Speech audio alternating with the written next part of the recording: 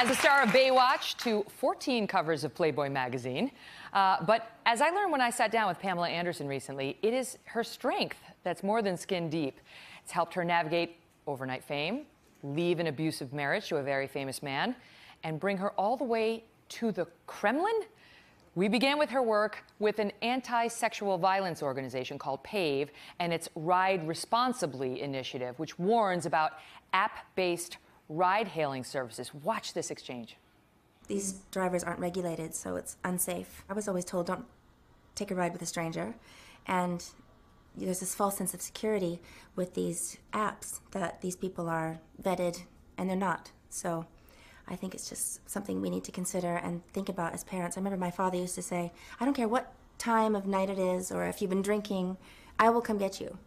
Hey, don't get in a cab.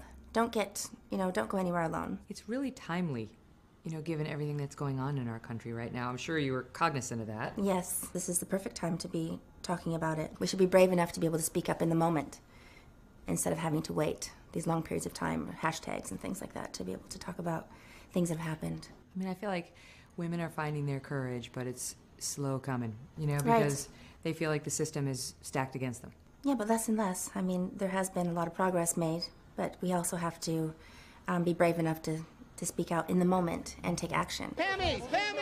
Pamela suffered her own domestic abuse while married to her first husband, drummer Tommy Lee. So your marriage to Tommy ended in divorce, and I know you've been public about the fact that there was some abusive behavior. Where did you get the strength to walk out and say, no? It's the hardest thing in the world because you're in love with that person, but you can't be in a place that's dangerous and you can't have your kids see this kind of behavior, and it's the hardest thing in the world to do. You just have to do it. There's the cycle of abuse too when you go back into the same relationship. You allow that person, you've said it's okay for them to act that way, so now it's just going to get worse and get worse and get worse. Of course, I went back and forth in my relationships, and I haven't figured it out yet, that's for sure.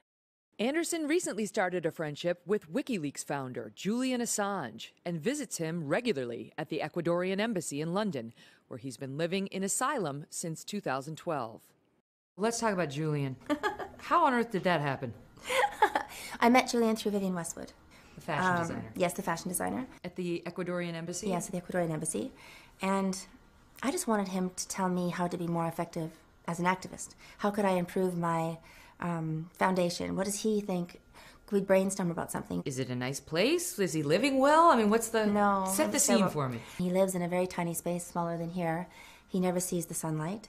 He doesn't know he can't get outdoors. He doesn't go near the windows, really, unless he goes out in that little balcony once every few years. He's so funny, and he's very kind, and he's very smart. He's brilliant, and we talk about everything. I'm there for 4 hours at a time, and I see him all the time.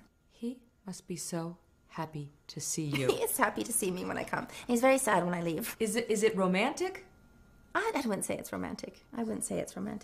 But we're very close. There's hedging there. There's hedging. Well, we're very close. We're very close. He's really an important person to me. He's a controversial figure, as you know. Yes. In 2010, Assange was accused of sexual assault against 2 women in Sweden, which he denied. He was accused of rape. How does that factor into your... I don't think so. I think that's, if you read through all the reports and the UN findings, there's no evidence of rape. In May, Swedish prosecutors dropped their investigation into Assange. No charges were filed. Do you think he's going to get out of there soon? Where's he going to go? I think he's safe where he is, and if he were to leave the embassy, he'd be arrested. While she did not admit to speaking with Assange about Russia and our president, she did share that she travels to Russia often. I speak at the Kremlin a lot about environmental issues, and You do? Yes, every I did not December. know that. Yes, I've been there 4 times now.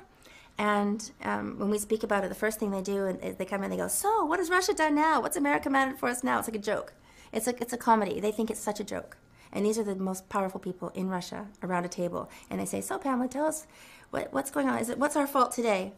Anderson recently moved to France and marked a major milestone this past July. How is Pamela Anderson at 50? It's hard for me to think of myself at this age, but I'm doing everything I want to do. I'm living in south of France. 99% of my life is devoted to my causes. My kids are grown, they're beautiful, they're talented, and they're healthy and happy and ambitious and calculated. All those things I don't understand, but they do, so they're going to be okay. And so things are good. Good. Things are really good.